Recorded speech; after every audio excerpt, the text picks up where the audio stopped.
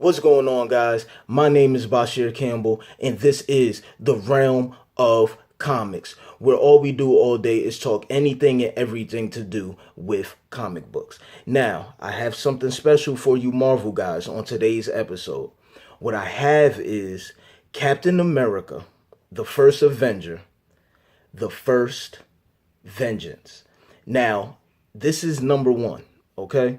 And what this is basically gives you a backstory into who Steve Rogers is. It talks about him as a kid, it talks about his mother, it talks about his best friend Bucky, who of course turns into Winter Soldier.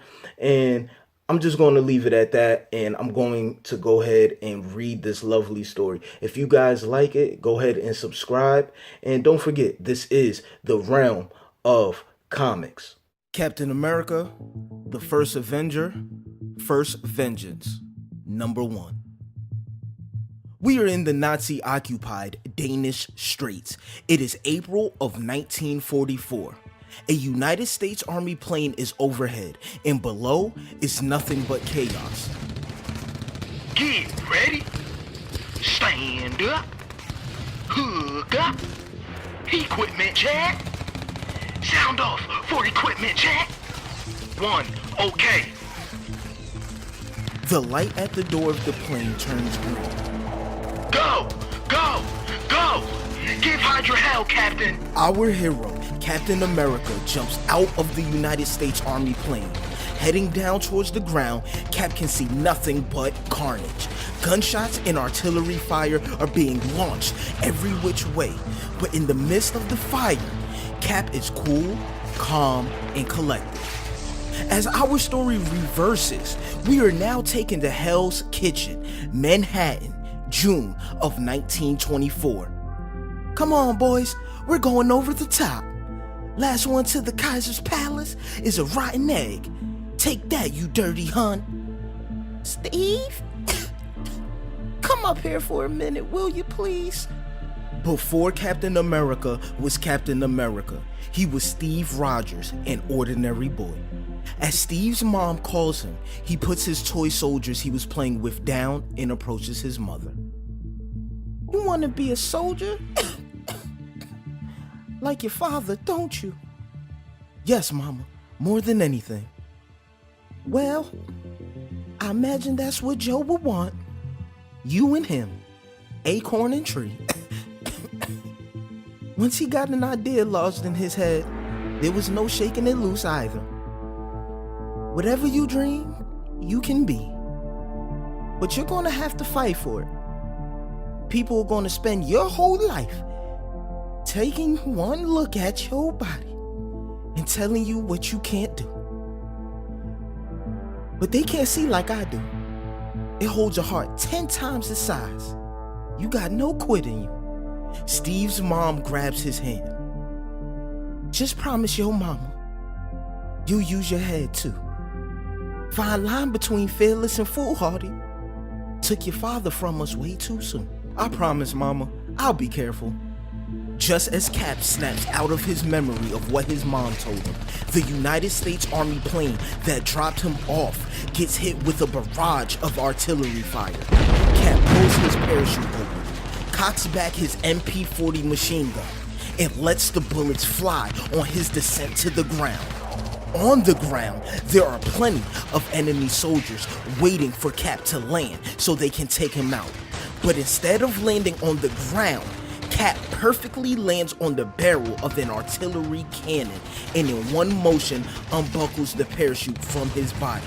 Taking his shield and blocking the incoming fire, Cap slides down the barrel and roundhouse kicks 3 of the closest enemy soldiers.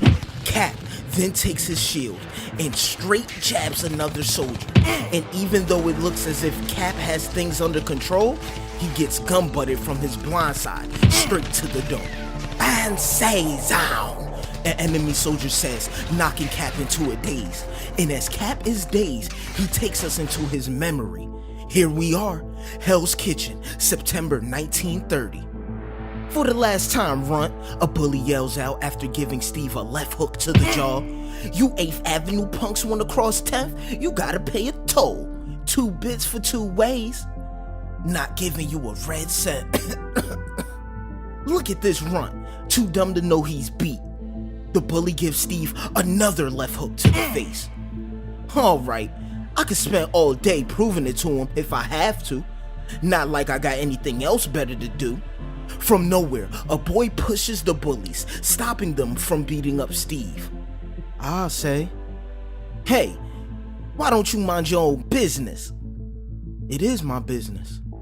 The boy punches one of the bullies with a right jab.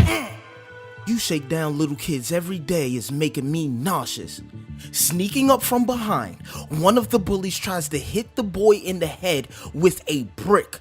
But before the bully can, Steve hits him in the head with a top to a trash can. Knowing they've been defeated, the bullies run off. Ha! Bullies always run, true to form, and I do mean run, the boy says. I would've worn them down eventually, Steve says with malice. Yeah, when they died of old age. Maybe you wanna go a round or two, Steve throws up his hands. Whoa there, cowboy, holster those guns. I come in peace. Never even occurred to me to stand up to those bums until I saw a shrimp like you do it. You're a real inspiration, you know that? The two squash their beef and shake hands. Thanks, I guess. Steve Rogers. Been in the orphanage on 8th since my mom passed. Good to know you, kid. James Buchanan Barnes. My friends call me Bucky. Bringing us back to the present, Cap snaps out of his daze. Realizing he is in battle, Cap charges for the nearest enemy. See Eggman! Surrender. Cap punches the soldier with a strong right haymaker to the face. Don't know the meaning of the word in any language. From out of the sky, a plane crashes to the ground just a few yards from where Cap is at. Immediately, the alarm starts to sound. That's him. He's here. Can you be so sure they sent him? Oh, I am quite sure. I feel his presence as one would a phantom limb. It is madness to think you can convert him in her. I know his type. Do you, Doctor? We have more in common than either he or you suspect.